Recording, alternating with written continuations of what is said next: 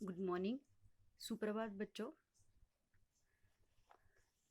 चलो, मैंने आपको पृथ्वी से अग्नि तक डॉक्टर APJ अब्दुल कलाम जी का एक वीडियो था, मैंने आपको दिखाया है। उस वीडियो में उन्होंने स्कूल से लेकर अपनी पढ़ाई तक, मतलब अपने जो उन्होंने सपना देखा था, जो भी कार्य करने का, वो किस तरह से पूरा हो गया है, उसके बारे में आपने वीडियो देखा है। उम्मीद करती हूँ आपको इस पार्ट के अनुसार वो वीडियो था, इसलिए बहुत अच्छी तरह से समझ में आया होगा। चलो, हम आज इस पार्ट की ओर चलते हैं। हमारे इस पार्ट का नाम क्या है? पृथ्वी से अग्नि तक।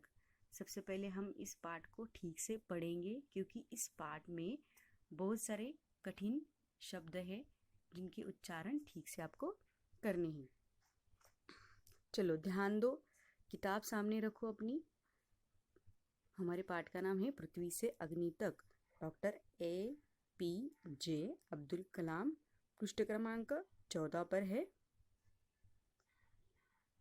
देखिए, मैं पाठ पढ़ती हूँ, आप भी मैं जैसे जैसे पाठ पढ़ूंगी उस तरह से आप अपनी किताब में उस लाइन से आगे आगे जाना है। ठीक है, चलो।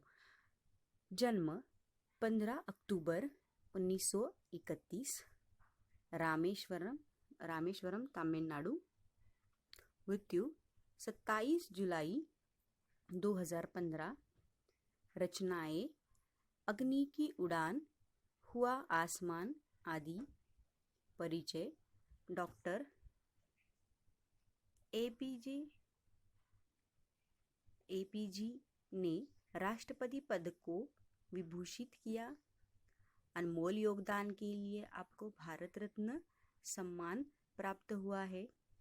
प्रस्तुत आत्मकथा अंश में लेखक ने अग्नि के प्रक्षेपण में आने वाली कठिनाइयों, वैज्ञानिकों के अथक परिश्रम को बताया है। इस पाठ में अग्नि का प्रक्षेपण है और इस प्रक्षेपण में किस तरह से कौन सी कठिनाइयाँ आई है और उन कठिनाइयों में अपने वैज्ञानिकों को किस तरह से परिश्रम करना पड़ रहा था, इस बारे में ये पाठ है। मैंने आपको जो वीडियो दिखाया है वो वीडियो उसी में से है, आपको समझ में आ जाए इसलिए मैंने आपको वो दिखाया है।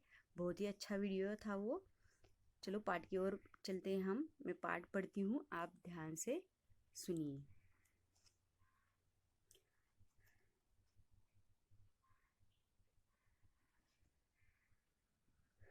बालासोर में अंतरिम परीक्षण का काम पूरा होने में अब भी कम से कम 1 साल की देरी थी।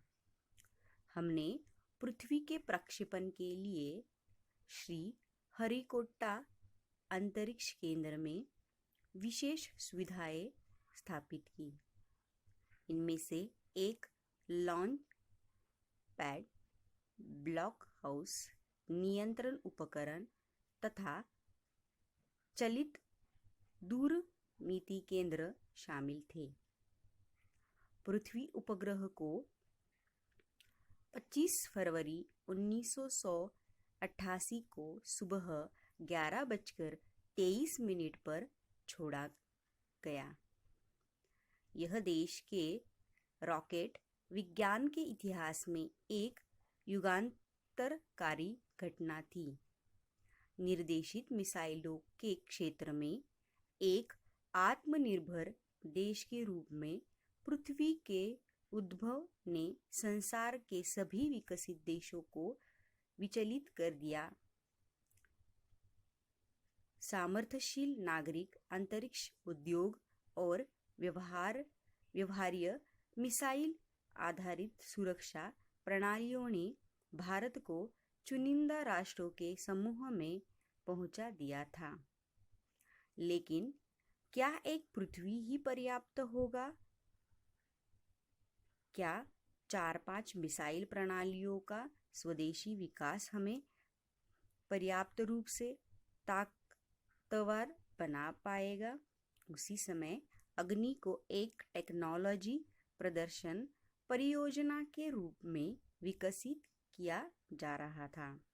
देश के भीतर उपलब्ध समस्त संसाधनों को दांव पर लगाकर यही एक उत्तर था। अग्नि टीम में 500 से अधिक वैज्ञानिक थे और इन विशाल प्रक्षेपणों में अनेक संगठनों का नेटवर्क बनाया गया था।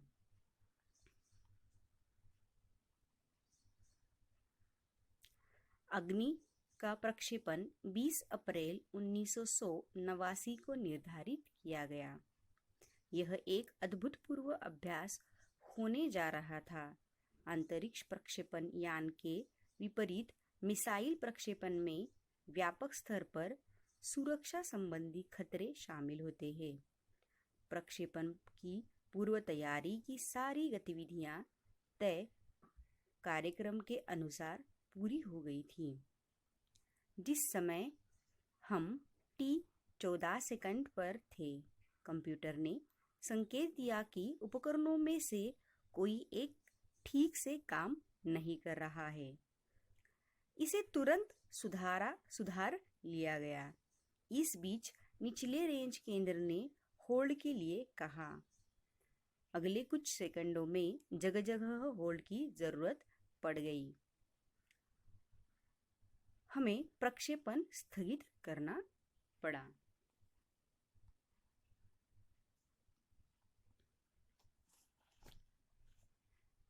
मैं अपनी टीम के सदस्यों से मिलने गया जो सदमे और शोक की हालत में थे। मैंने SLV-3 के अपने अनुभव को उनके साथ बांटा। मेरा प्रक्षेपण यान तो गिरकर समुद्र में खो गया था, लेकिन उसकी वापसी सफलता के साथ हुई। आपकी मिसाइल अभी तक आपके सामने है। वास्तव में आपने कुछ भी ऐसा नहीं खोया है जिससे 1-2 हफ्तों के काम से सुधारा न जा सके। इस विवरण ने उन्हें जड़ता की हालत से झकझोरकर बाहर निकाल लिया और सारी की सारी टीम उपप्रणालियों की जांच और उन्हें ठीक करने के काम में फिर से जुट गई। अगले 10 दिन तक दिन रात चले विस्तृत विश्लेषण के बाद हमारे वैज्ञानिकों ने मिसाइल को 1 मई 1989 को प्रक्षेपण के लिए तैयार कर लिया, लेकिन स्वयंचलित कंप्यूटर जांच अवधि के दौरान T10 सेकंड पर एक होल्ड का संकेत दिखाई पड़ा। प्रक्षेपण फिर एक बार स्थगित करना पड़ा। रॉकेट विज्ञान के क्षेत्र में इस तरह की चीजें बहुत आम हैं और अक्सर अन्य देशों में भी होती रहती हैं। मैंने DRDL-RCI परिवार के 2000 से भी अधिक सदस्यों को संबोधित किया। बहुत मुश्किल से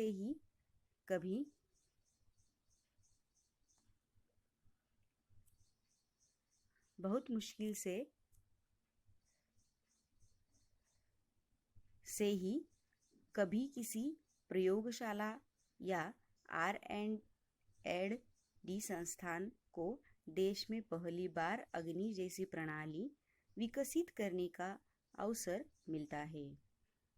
यह महान अवसर हमें दिया गया है। स्वाभाविक रूप से बड़े अवसर अपने साथ बराबर की चुनौतियां लेकर आते हैं। हमें हिम्मत नहीं हारनी चाहिए। समस्याओं को हमें हराने का मौका नहीं देना चाहिए। देश को हमसे सफलता से कम कुछ भी पाने का अधिकार नहीं है। आइए सफलता को लक्ष्य बनाइए। अपना संबोधन लगभग खत्म कर चुका था।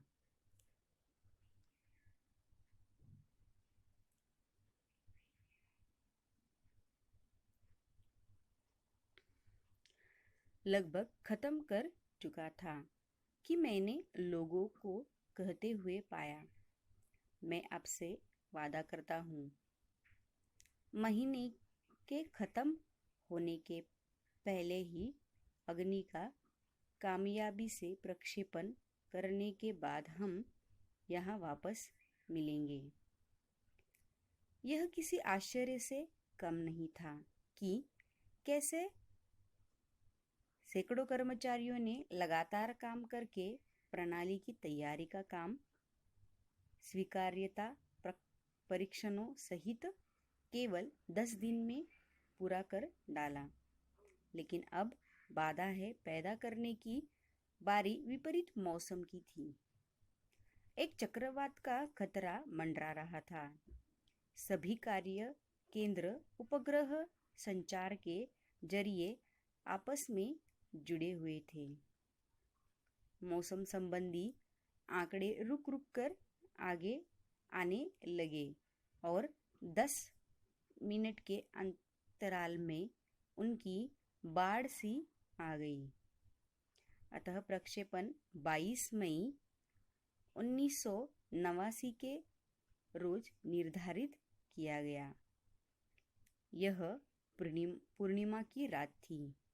ज्वार के कारण लहरें किनारों से टकराकर और अधिक शोर मचा रही थी। क्या हम अग्नि के प्रक्षेपण में कल सफल होंगे?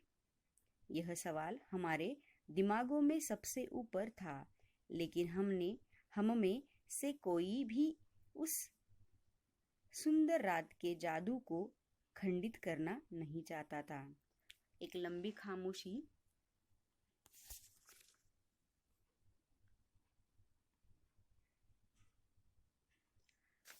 लंबी खामोशी तोड़ते हुए आखिरकार रक्षा मंत्री महोदय ने मुझसे पूछा, कलाम, कल तुम अग्नि की कामयाबी का जश्न मनाने के लिए मुझसे क्या उपहार चाहोगे? यह एक मामूली सा सवाल था, लेकिन मैं तत्काल इसका कोई भी जवाब नहीं सोच पाया। मैं क्या चाहता था? क्या था जो मेरे पास नहीं था? कौन सी चीज मुझे और खुशी दे सकती थी? और अब मुझे जवाब मिल गया। हमें आरसीआई में लगाने के लिए 1,00,000 पौधों की जरूरत है। मैंने कहा, अगले दिन सुबह 7:10 पर अग्नि मिसाइल प्रज्वलित हो उठी। यह एक परिपूर्ण प्रक्षेपण था। सभी उड़ान मानक पूरे हुए। यह एक दुस्वप्न भरी नींद के बाद एक खूबसूरत सुबह में जागने जैसा था। हमें अनेक कार्य केंद्रों पर 5 साल की कड़ी मेहनत के बाद लॉन्च पैड पर आए थे। पिछले 5 हफ्तों में गड़बड़ियों की एक श्रृंखला की अग्नि परीक्षा से गुजर रहे थे, लेकिन अतः हमने यह करके दिखाया।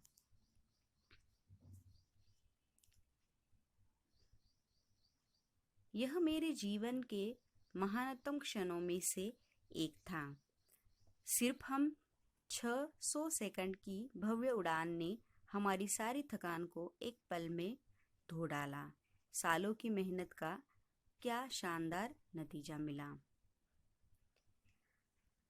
चलो बच्चों, हमने अभी ये लेसन पढ़ा है। मुझे लगता है कि आपको मैंने जो वीडियो दिखाया है और इसमें से हमने जो पढ़ा है वो बहुत ही साम्य वाला है, इसलिए आपको जल्दी से समझ में आ जाएगा। चलो, इस लेसन के नीचे देखो, पार्ट के नीचे आपको यहाँ पे नीले अक्षर में दिया गया है कि www.isro.government.in। यहाँ पे हमें जाना है और इस लिंक पे जाके जो हमें वीडियो देखने के लिए मिल रहा है वो मैं आपको दिखाती हूँ, ताकि आपको ये मिसाइल और ये इसरो क्या है ये समझ में आ जाएगा। उसके बाद हम पार्ट में से कठिन शब्दों को देखेंगे और पार्ट को पढ़ने के लिए शुरू कर देंगे। चलो, तो मैं आपको ये इसरो की वीडियो दिखाती हूँ। ये इसरो क्या है आप खुद ही देखो और जानिए।